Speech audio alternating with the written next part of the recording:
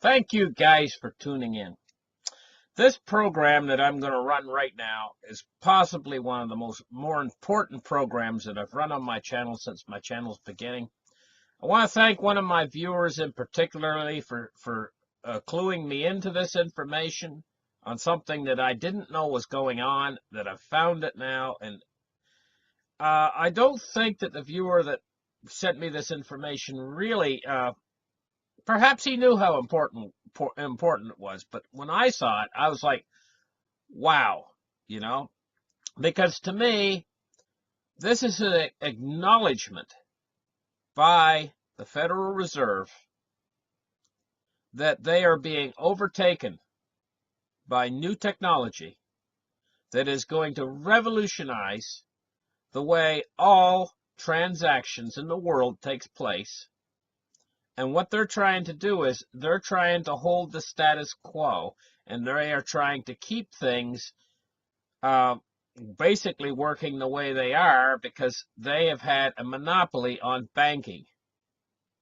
Forever, they've had this monopoly, thousands of years. The Federal Reserve is, never forget, is a bank. It's called the central bank. It's the bank of all banks. Now, here's the thing. They are a privately owned institution.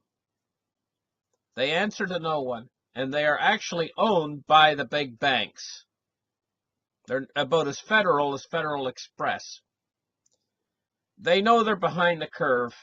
First thing we're going to do is we are going to get into the meat of this program. So let's get the program started, okay?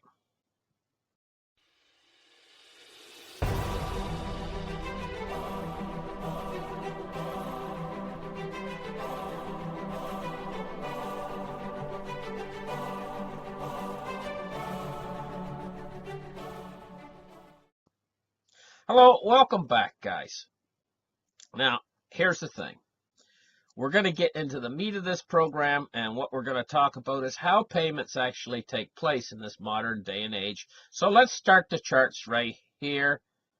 And the first thing we're going to look at is payments. Now, the present day system we have right now runs on a system of payments that is made. I drew this in Paint to help you guys to understand how this actually works. And what this is this is how money is transferred in the modern day and age. I drew this myself using Paint, and I wanted to show you guys how money is moved from one place to another. You know, it takes ages, honestly, to move money. Some banking within the banking system take like one day. Those are the quicker ones. Some of them take like up to a week to move your money. And the reason why is they're working with an old system that works on PIN numbers. Now you see this picture of a debit card in the upper left-hand corner of the screen. This represents you. You and your debit card or your credit card. And you are actually part of this system. Every time you use your debit or your credit, you are becoming part of this third-party transaction system that is in place right now. This system is already up and running, and most of the world uses it. Most of the world does not use cryptocurrencies for these transactions yet. The system's already in place, and how this system works is you have an issuing bank. This is the little bank thing I have there in the left-hand corner, left lower corner. It's the issuing bank. The issuing bank is the bank that you have your money at. It has to move that money to the acquiring bank. Now, they are able to send money digitally now. The dollar has been digitalized, but where it comes into problems is in verification. This is why it takes days. And even in this modern world, believe it or not, behind the scenes, the banks still make phone calls to each other to make sure and actually verify that the system is actually functioning properly. It actually uses voice communication still, this system, in order for it to function. So the merchants all have to use it, the issuing banks, the acquiring banks, the debit or credit, it all requires a third party to follow each transaction. So each transaction actually has to be acknowledged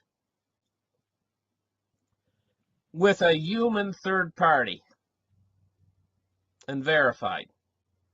Each single transaction has to be acknowledged. So what we're dealing with this kind of a system is we're dealing with something that looks something like this.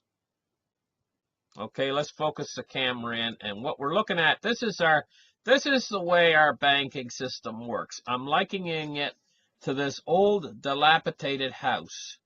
That's what our banking system and the movement of money in our modern system is like. It's old and it's antiquated and it needs to be refreshed. They acknowledge that it is crumbling. It's a crumbling infrastructure. It doesn't work good. It works on, well, you got 4 digits on your credit card that make your credit card function. How hard is it to break that code? I mean, it's really relatively simple for crooks to actually come in and actually steal your money in the modern system, and it happens all the time. You've probably worried about that before when you've been laying in bed at night. You've probably thought to yourself, hey, you know what? I've got like $10,000 on this credit card, 15 on that credit card. What if a crook comes in and steals my money? And what if the bank doesn't acknowledge that or something goes wrong and I'm left accountable for that money and stuff, you know, because there's tons of crooks out there constantly trying to steal from these credit cards, and they're successful quite often, and that's because this system is dilapidated. It's basically, it's in the condition of that house that you see in the picture. But what do we have with the new system of our oh, just wait a second, let's try this one. Okay, with our new system of our new bright, shiny Bitcoin and all of these other cryptocurrencies, what are they like? Well, they're modernized. They're like this house here. They're all sparkly and shiny and new, and they can send money, and it's always verified instantaneously. It's just far new, far better. Far the way you want to go. It's like this house here. Which house would you rather live in? Would you rather live in this house here with the swimming pool, and it's all luxury, and it's all brand new and bright and shiny, or would you rather live in the old dilapidated house? So the Fed has basically acknowledged this, that they're way behind the times, and they see this as the competition. The competition is this new system of money transfer that the computer actually verifies. Instantaneously, the computer verifies the transaction. And so you don't have to wait days. You can send money as fast as you can send an email.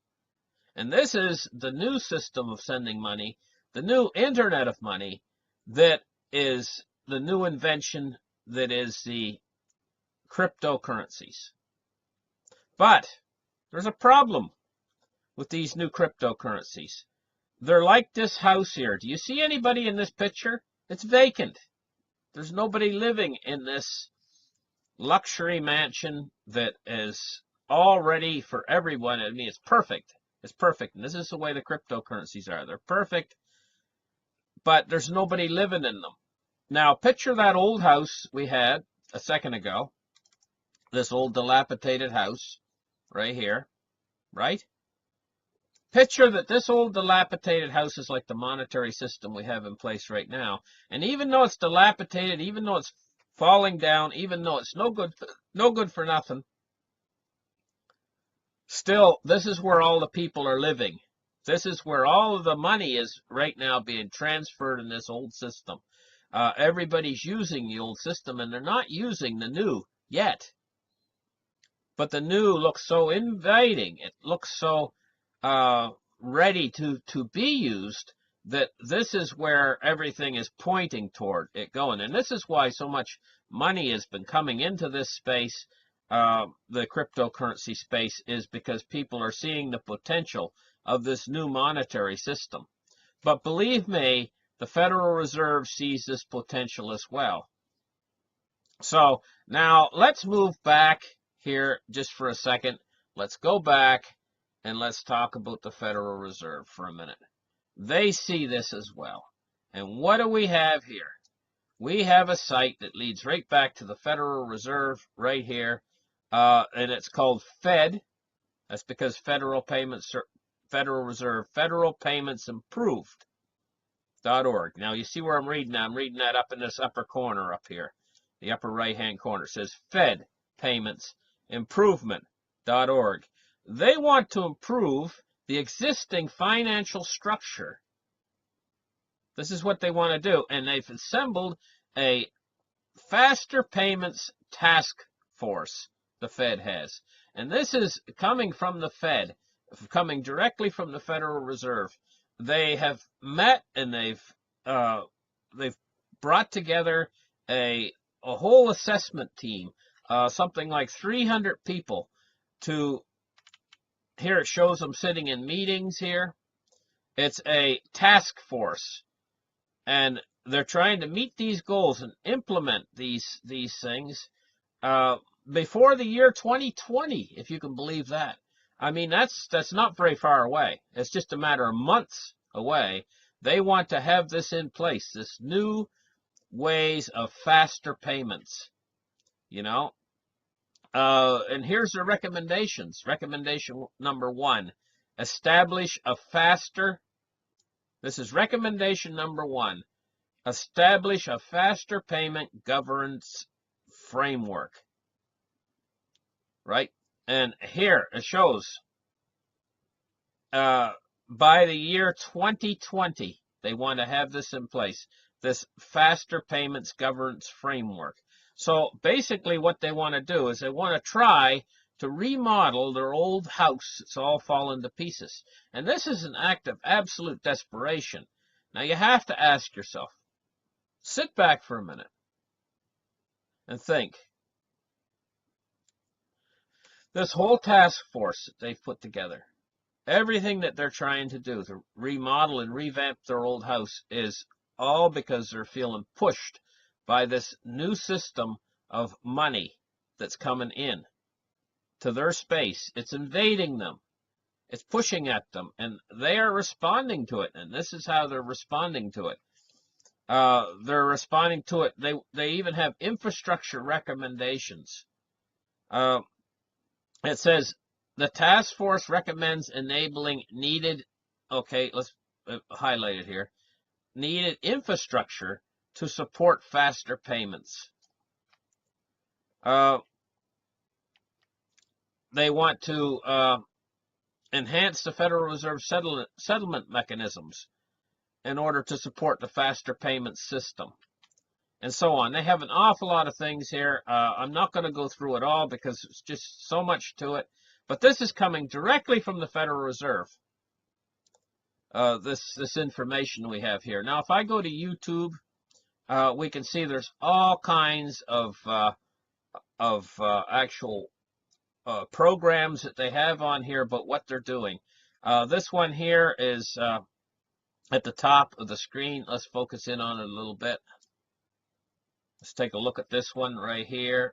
This is a 30-minute program right here on the United States' path toward faster payments. The Faster Payments Task Force. On July 21st, 2017, leaders from the Faster Payments Task Force shared key findings from the task force final report. You can tune into that right on YouTube. The next one is these FinTech podcasts about the Faster Payments Task Force reports. What's happening with the Faster Payments Task Force? And all of this is not exactly new. It's just that I didn't know about it. I've just found out about it. And it makes a lot of sense to me that the Federal Reserve is anticipating ahead the faster payment system that's in place already with cryptocurrencies, and they're responding to it. See, the Federal Reserve here on this one, it says Federal Reserve on why being late to faster payments is an advantage. They're trying to actually turn a negative into an advantage on their own system. But all of this aside, right, what's it really amount to is that they feel like they're behind the times. They know they're behind the times. Cryptocurrency is ahead of them already. Now, what does this all actually mean? And why is this so important? And why am I doing this show right now? Okay, I'm going to get down to the nitty-gritty of it. Why it's so important. Why it's so important is this is new technology. It eliminates third-party transactions. This is what slows everything down, is third parties having to verify everything.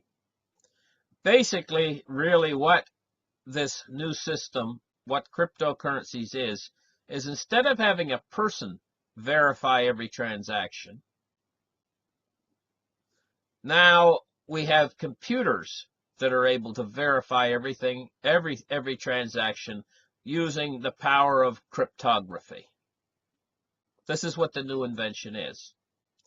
And what the Federal Reserve is trying to do right now is they're trying to find a halfway point where they can speed up their old antiquated system, right, to match this new system of computer verification using cryptography. But there's a problem for them, and I can tell you what the problem is right now. The problem is there is no halfway point. You either take the leap and you use cryptography to verify transactions, in other words, blockchain, okay? You take the leap and you use blockchain, or you stay back in the old system that's antiquated because you're not using the new technology. Right? There is no halfway point. They're trying to find a halfway point in which they can compete. Speed up their old system somehow. Remodel their old house. But you ever saw the movie The Money Pit, where Tom Hanks tries to remodel an old house and he finds out that it's an almost impossible task? Well, that's what this is like. This is like the Money Pit. Their old system is antiquated. It's come from the days when they had a gold standard. Bitcoin is the new gold standard. This is where this is going. Ultimately, in the end, they're going to be left with one of two choices. Either to take the step and compete on a one-to-one basis with the cryptocurrencies by taking the dollar and turning it into a cryptographic currency. That would be to take the leap and actually fight Bitcoin on a one-to-one basis. In other words, they would turn the dollar into a cryptographic currency, and then they would have the ability to be able to have instantaneous transactions with computer verification using cryptography. They can do that, or they can try to remodel their old system, revamp it somehow, but it'll never be able to compete because it's not using cryptography. It's not using the new wonderful invention. Okay, so there's where we stand right now. My sense in all of this is that they're going to try to compete, but ultimately, as the Bitcoin and as the cryptocurrency network grows, they're going to feel more and more pressure, and ultimately, in the end, they will move the dollar over in one fell swoop, move the dollar over to being a cryptographic currency. In other words, the dollar will become crypto in one form or another. Now, what type of blockchain they use, that's another a question for another day, right? What type of blockchain they use. But this points toward that they're moving in that direction, albeit slowly, but they're trying. They're pushing as hard as they can. They want to have all this implemented by the year 2020. And the reason why they're being pushed that hard is they've done studies, and they can see that by the year 2020, Bitcoin and the cryptocurrencies are going to offer some real solid head-to-head competition to the system that they have in place right now, which is this antiquated wholly antiquated system, likening it to this old dilapidated house again. This antiquated system that they have in place right now. And so we have people out there who say, well, they say the dollar is the world reserve currency and it's never going to be taken down. Right? And this can never actually happen, what I'm talking about right now. And I want to point to something, and this is the final part of this program that I'm producing right now. Something that a lot of people haven't thought of that are negative cryptocurrency. They believe that Bitcoin and all of the other cryptocurrencies can never make it because they'll never be an actual store of value. Like the dollar. They think that that's impossible. Well, the dollar is the dollar by decree. All of these fiat currencies are fiat by decree. And what makes them that way? Well, what makes the dollar is the infrastructure that's built behind it, which is America. That's the infrastructure. When you stick your head out the window and you look across the American landscape and you see all of that infrastructure, that is what is giving the fiat decree to the dollar and is underpinning the dollar, is all of that infrastructure that's in place. Well, you know, when Bitcoin and the cryptocurrency started, they didn't have much infrastructure.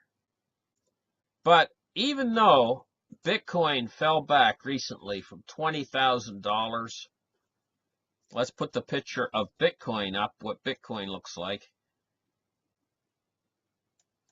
Just a second. Okay, there's what Bitcoin looks like. This is the house that Bitcoin's in. It's not the dilapidated house, it's the modern house. Well, here's the thing. Even though Bitcoin, you know, started at 20,000 when it was $20,000, the infrastructure behind Bitcoin was being built, and it reached a point where Bitcoin was valued at $20,000. Well, you know what? That infrastructure behind all the cryptocurrencies is actually growing larger since Bitcoin was 20,000. And it's that infrastructure that gives Bitcoin value. The fact that that infrastructure is built, it's growing, and it's giving Bitcoin support, just like a country. The cryptocurrencies, that infrastructure that they're building in many different countries. Right now, while we speak, the infrastructure is building outwards. That infrastructure almost represents like a government or a country of its own, even though that country doesn't really exist. There is no Bitcointopia country or whatever. There's no country named after Bitcoin. But Bitcoin's building infrastructure in every different country on earth. And when I say Bitcoin, I mean the cryptocurrencies in general. And what they're acting like a giant corporation. Now, corporations have value because of the infrastructure behind them. Like take IBM, for instance, or say a big corporation like 3M or Microsoft or any of these big corporations. They're almost like a country. And they build their value behind the corporation because of the infrastructure that they have in place. Well, Bitcoin and the cryptocurrencies are building infrastructure at an amazing rate behind the scenes. And this is where it's going to give them the solid foundation. This foundation, ultimately, because the invention of the cryptocurrencies is so much superior to the system that's in place right now, where you have to have third-party verification. Ultimately, this is going to be the big winner. And what you see here with these task forces that are being developed by the Fed is you see a response. They don't want to lose the system and the infrastructure that they have in place right now. And they feel very threatened by this new, bright, shiny infrastructure that's being built, and also this new, bright, shiny technology that enables them to do magical things, the cryptocurrencies, that they can't do in the present system that they have in place. They envy that. They're trying to emulate it, but they're not going to be able to unless they make the step over and they take that giant leap and turn the dollar into a cryptocurrency. Well, I'll tell you what I think. I think that's exactly what's going to happen. The dollar is going to become a cryptocurrency. Now, you might say to yourself, hey, you know what? The dollar as a cryptocurrency will destroy Bitcoin. This is what the first thing that an awful lot of people are going to think immediately as soon as the dollar is made into a cryptocurrency. And we bring it up to this modern age where it can be transferred instantaneously and it can do anything that Bitcoin can do. The first reaction, the gut reaction of most people out there is to think, hey, it's going to trounce Bitcoin. It's going to beat Bitcoin hollow. You know, because it'll have the backing, full backing and full faith of the United States government behind it, et cetera, you know, and people will trust it, people will use it. And yes, you're probably right. People will use it. People will use it extensively. But it's not going to trounce Bitcoin. What's going to happen is when the dollar is transferred over and it becomes a cryptocurrency, and we're looking at this probably happening before the year 2020 because they're going to feel pressured to do it. They're going to have to do it to combat the cryptocurrencies. And this is the last ditch effort that they have to actually fight against the cryptocurrencies. This is the last thing they have in their tool bag. When they do that, you're going to find that the dollar is right now, the dollar is moving in a different system, a different ecosystem than the cryptocurrencies. Cryptocurrencies are over here. They're in their own system. That's this beautiful mansion. The dollar, it's in this system here. So they're running on two different rail tracks. They're like two trains, each running on separate tracks. The dollar's over here on this track, and you got the cryptocurrencies over here on this track. What they're going to do is they're going to move that old dilapidated dollar into the new cryptographic system. And they're basically going to run it on the same track. At that point, the dollar will go head-to-head against the other cryptocurrencies, including Bitcoin. Right? Now, here's where the problem comes in all of this. Even though the dollar has tremendous infrastructure built behind it, far more infrastructure than the cryptocurrencies have. Now, the cryptocurrencies are working on their infrastructure. They're building it out fast, but the dollar has more infrastructure, although that infrastructure is dilapidated like this old house. Still, what'll happen is when you put them both on the same track, by turning the dollar into a cryptographic currency, you've put it on the same track, it's going to go on the exchanges with Bitcoin and the other cryptocurrencies. And in order for it to compete, at that point, all of its features, the dollar's features, are going to be scrutinized. The first thing, the cryptographic players in the cryptographic industry, as soon as the dollar goes on their exchanges, the first thing that they're going to take note of is how many monetary units are going to be created. How many dollars are going to be created cryptographically? Well, the new cryptographic dollar is going to have to either match the old cryptographic dollar, dollar for dollar, or possibly they'll tokenize it and make it so that one token represents an X amount of dollars. Well, here's the problem for them. They can't make one token probably go higher than probably $1,000. One tokenized dollar. And the reason for this is people are going to have to buy into the new system, to the new cryptographic system. So in other words, you've got your bank account right now, you've got the old dollars in your bank account. Now you're going to have to move over to the new cryptographic dollar. So you're going to have to buy those new cryptographic dollars from the bank. And in fact, they might even force them on you. They might say, okay, you've got a limited amount of time to move your old dollars out, into the new cryptographic dollar, or it might even be an automatic thing where the bank actually changes your dollars you have now into the new cryptographic tokens. They can't move more than, say, 1,000 US dollars now for one cryptographic token. They can't go too much higher than that, or it just won't work, because people would have to have at least $1,000 in the bank to buy just one cryptographic token. If they made it $100,000 for one cryptographic token, most people could not afford to buy even one. You know, and it just wouldn't work properly. So they'd have to keep it down to around $1,000 per one cryptographic token. Even doing that, there would still be billions of cryptographic tokens that they would have to produce. So you'd have these billions of cryptographic tokens. So when it goes head-to-head against the other cryptocurrencies, the first question that people are going to ask is, how many monetary units, how many cryptocurrencies are they creating? Like if you take a look at a coin like, say, Dogecoin, right? Or say Digibyte, you know, or coins like that. They're in the billions, right? So each coin's value is not equal to, say, one Bitcoin, because a Bitcoin, they only have, like, right now,